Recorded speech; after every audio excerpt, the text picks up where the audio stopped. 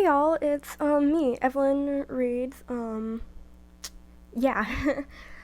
Today, I actually finally decided that I'm gonna be doing something for. I finally decided what I'm gonna be doing for my 200 sub special. Um, it's Tedium in blue. Yeah, Tedium in blue. Um, it's a Merman Bakugo X reader in Wattpad terms, but listener for you guys. It has 17 chapters. It's written by Trashy Writing Witch on Wattpad. Yeah, like I said. So I think I'll be reading like the first 3 chapters. I think. I'm gonna be reading the chapters in like separate videos. I think I'll do 3 chapters per video, so yeah.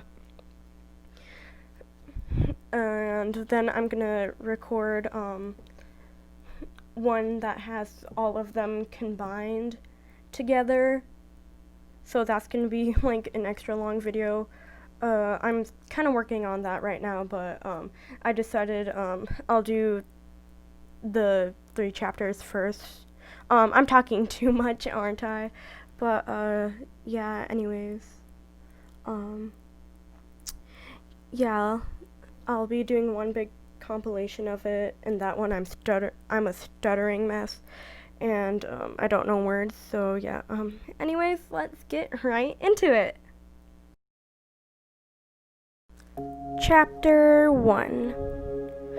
The view beyond the pier was quiet aside from the crashing of gentle waves, the tide bedding flowing against the worn-down wooden supports jutting out into the salty water.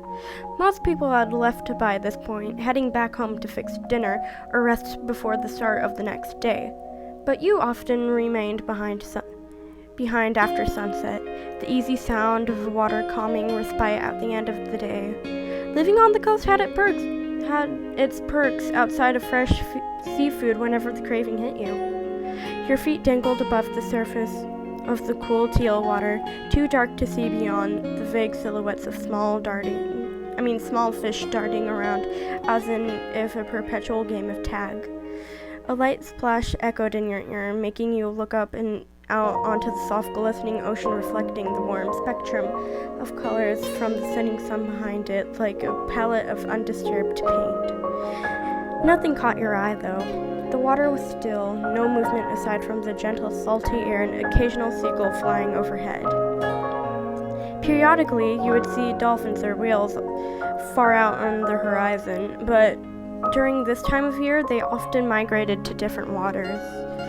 There it was again, another splash, but you still couldn't see where it was coming from. You were pretty much alone on the beach, forgotten towels and literal only remaining evidence of people. It always annoyed you that tourists would leave trash out on the beach, making it look dirty, not to mention thinking of the debris that inevitably ended up in the ocean for fish to eat or get caught. So irresponsible. Something finally caught your eye on the flat expanse of water, indistinguishable in the darkness, but something definitely alive. You took out your binoculars out of your bag to get a better look, keeping them around to capture anything that caught your eye out farther than the naked eye could easily see. As you tried to get a better look, the shape disappeared back under the water as quickly as it surfaced. While this seemed like a game you might not win, whatever it was, having the hidden expanse of water on their side, but you stuck around another few minutes hoping to steal another glance before finally heading home. While you focused your vision out onto the water, you were completely unaware that a set of piercing eyes was watching you, analyzing you. With a sigh, you grabbed your things and turned around with one last look to the ocean. I'll come back tomorrow to see if the weather's nice. Stick around, mysterious thing, so we can finish this game you've started. With that, you turned your back on the comforting sounds of waves and headed home into the dark. You headed into the darkness back home, vigilant eyes watching you before disappearing with the smallest of splashes. Chapter 2. Your footsteps muffled softly in the dry sand of the beach, grittiness sinking between your toes as you walked your way down to the pier, the sun setting far in the distance. Despite living on the coast for nearly a year now, you never got tired of the view, the smells, the sounds. It all felt like home, even though you grew up nowhere near the ocean. Stopping in front of a small food stand, the man behind the counter greeted you like he always did. "Yo, the usual?" You nodded. "Yeah, same old," you said, fishing out your wallet from your backpack. "I'm a creature of habit, I guess." Nothing wrong with that. With familiarity brings comfort, right? He could easily talk and cook at the same time. Many years of multitasking practice under his belt. Your eyes scanned across the beach, abandoned umbrellas and fallen sandcastles, conquered by moats of salty water and clumsy footsteps disturbing the otherwise flat expanse. I guess. But sometimes I want excitement too. Something just to upset the monotony. Just a little. The food vendor set your snack down on the counter, his eyes old with age and experience. "Trust me, not all surprises are good ones." With that, you waved goodbye, continuing on your walk to the pier. Most of the remaining people on the beach were at the other end, far away from the pier and closer to the road, where newly built and overly expensive condos sprang up seemingly overnight. They were an eyesore, honestly, but nothing you could do about it. Your small apartment just a couple miles away suited you just fine. Your feet dangled over the edge, the snack in one hand and the phone in the other. Someone from work was bugging you to hang out, but you weren't particularly interested. Their idea of a good time was a loud club and an overabundance of cheap alcohol. You? A quiet night inside with a movie that never got old. Maybe some video games or the occasional cooking experiment. That's why the ocean was so nice. The sounds it made were natural, predictable, and comforting. Also, free. Suddenly, something touched your bare foot, making you flinch. What? Your feet were at least 2 feet above the water, and the waves weren't particularly rowdy today. So? The touch didn't last long enough for you to determine what it was, but it didn't really feel like a rogue splash of water. You shrugged it off, taking another bite into your snack, thinking it was all in your... The heck? Okay, something definitely touched you that time. You pulled both your feet up onto the pier, got on your hands and knees, carefully holding onto your food, of course, and bent your head over the edge to see what possibly could have touched you. Something dove under the water quickly, a small splash disturbing the surface tension. It was starting to get dark now, so visibility underneath the waterlogged wooden beams hidden from the remaining light of the sunset was poor. Your eyes scanned the murky water and... There! Something... big? It looked big, but... You weren't too close to the coast for a dolphin or... Suddenly your eyes filled with the color red, and you screamed, "Ah, heck! What the heck was that?" You scrambled back up onto the pier, your breathing ragged as you tried to process what you just saw in the darkness of the shifting water. Eyes? Like, humanish eyes? No, wait, it couldn't be. Your head turned to the side, looking out for anyone who might be playing a prank, but there was no one, only the sounds of seagulls and the smell of salt and raw fish. Luckily, your phone just barely missed toppling over to the side when you flung yourself back in panic. Grabbing it, you turned on the flashlight and slowly made your way back over to the side of the pier. Darkness. Nothing. The occasional silhouette of a darting fish and floating seaweed. You could feel your heart slamming against your chest, prone on the soggy wood of the pier. You probably looked like a moron to anyone that came by, honestly. The light of your phone finally glimmered against something in the water. Something red, catching the light and reflecting it back like a mirror.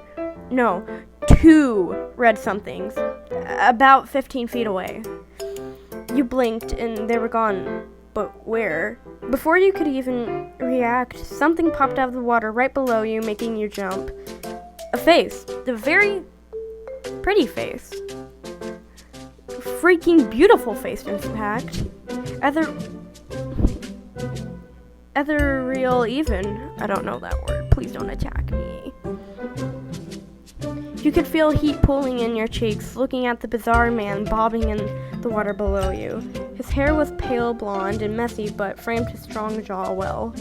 His piercing red eyes burnt into you, like fire seeping down all the way to your toes. You swallowed thickly before speaking. Hello? You, the weirdo playing pranks on me? Was there just a hot guy swimming around under the pier waiting for people to pass by? He didn't answer, only cocked his head to the side like a curious puppy. The attractiveness of his face was only marred by... the attractiveness of his face was marred only slightly by his heavily furrowed brows and... Were those fins on his ears? Are you, doing a super intense mermaid cosplay? Because you win, my dude. He rose up slightly out of the water, revealing he was shirtless, the rest of his body unseen, disappearing into the darkness. He also had some odd markings on his shoulders. Maybe a tattoo that looked like scales. Alright, this was officially in weirdo territory, even if he was hot.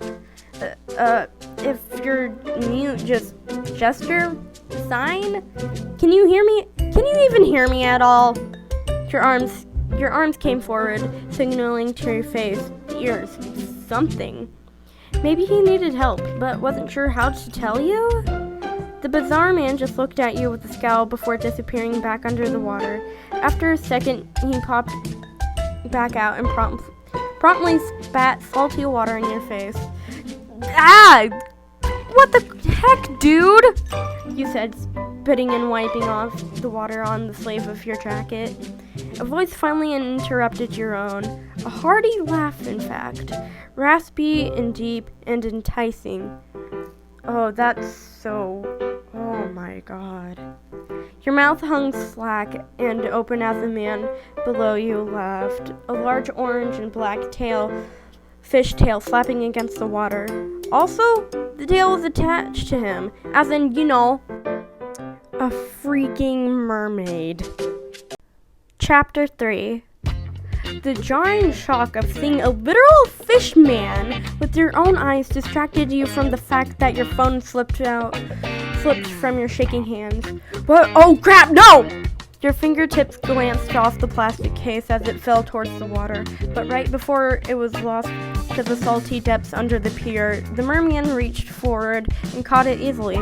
His hands were now visible to you, a thin membrane of webbing connecting each finger, small claws replacing normal human fingernails.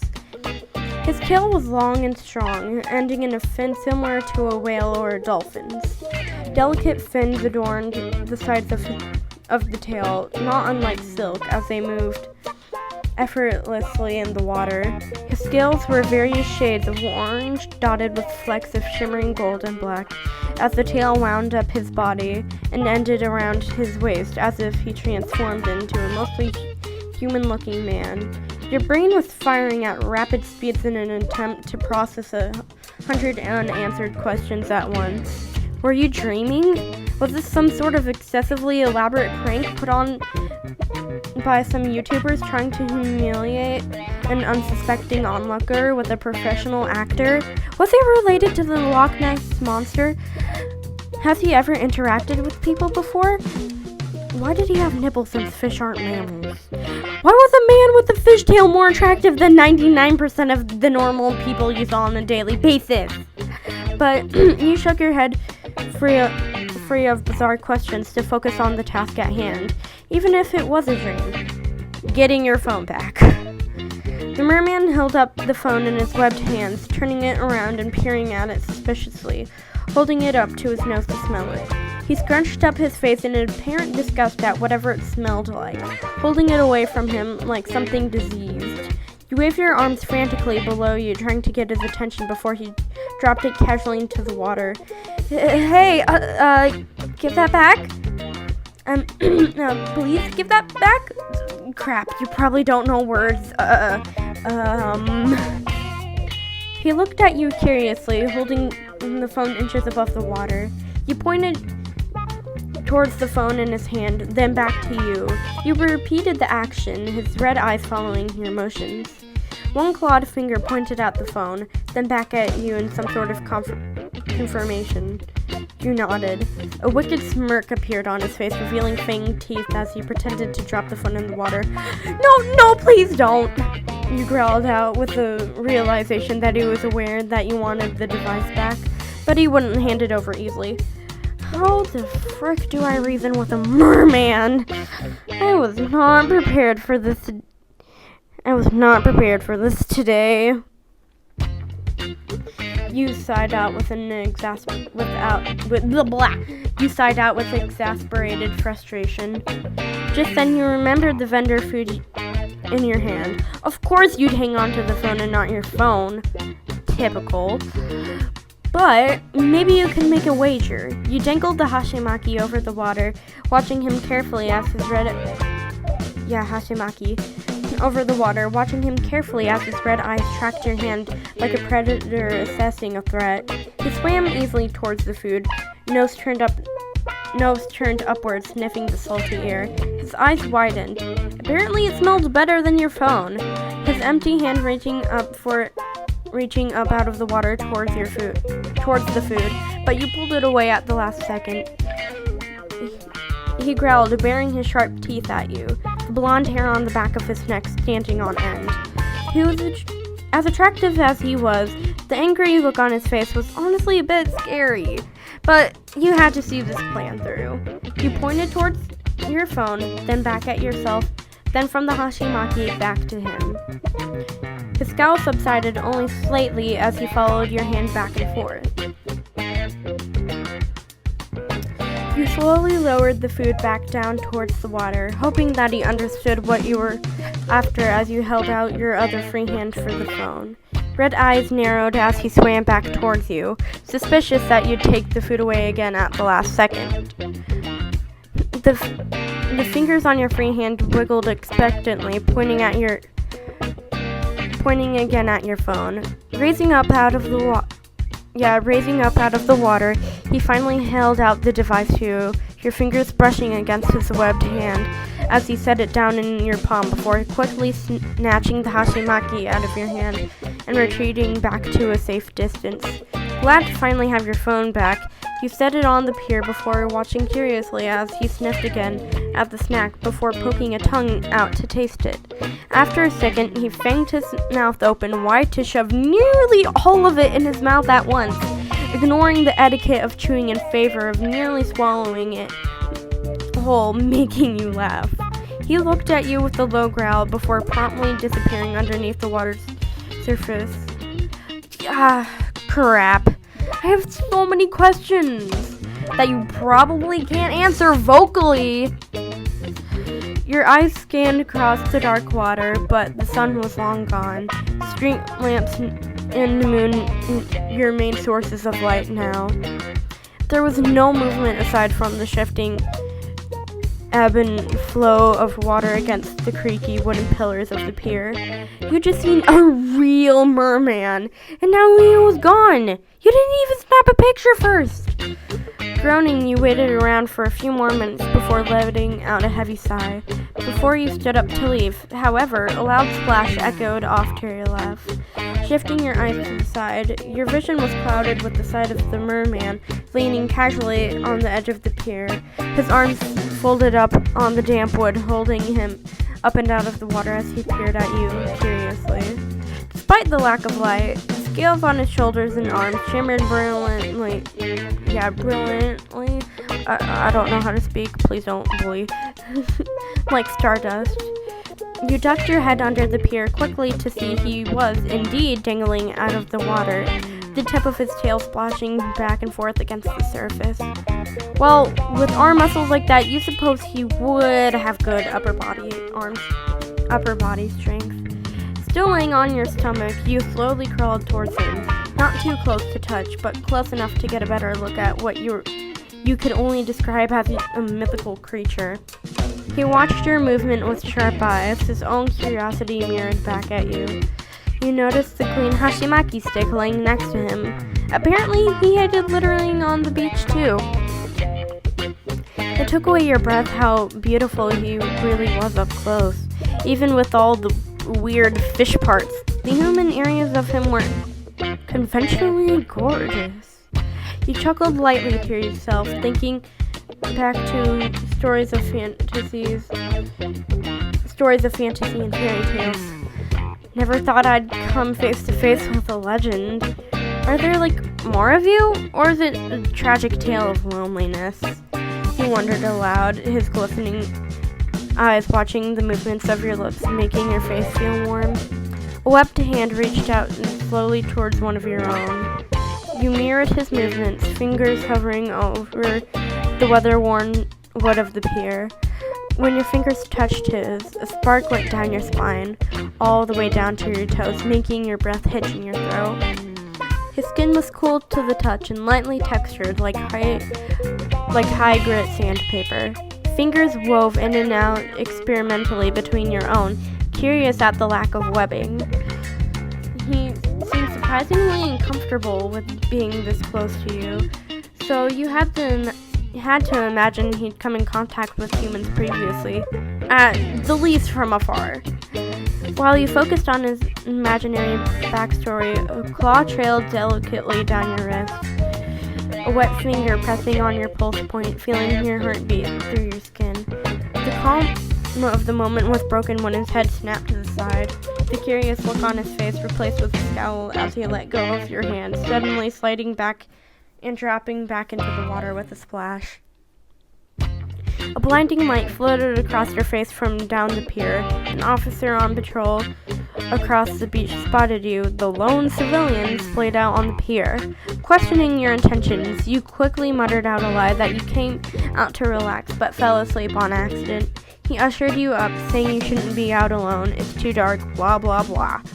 Reluctantly, you gathered your things and followed the officer down to the pier back towards the beach. Turning your head one last time towards the water, a speck of blonde hair just bobbed above the surface, red eyes watching you leave. You gave a small wave behind your back, wondering if the gesture for see you later was universal. Okay, this one was a bit longer than I expected, but that was me with all the stuttering and stuff. So yeah. Actually, this is just a little while later. I actually decided I'm not gonna do all of the chapters compiled. I'm just probably gonna put this in a playlist so you guys can listen to it. Yeah. The reason why I'm doing this was, I saw another YouTuber, Nelcore, reading this, so I'm like, oh, why not I do this as well, because, yes. Anyways, yeah, that's pretty much it for today. I'll be posting another part 2 of this. Again, this was chapters 1 through 3. I'll be doing 3 chapters per video. So, yeah, I'll try to get out as many parts as I can today. So, yeah. Have a nice day, night, wherever you are. Also, please enjoy the rest of the music. Okay, thank you.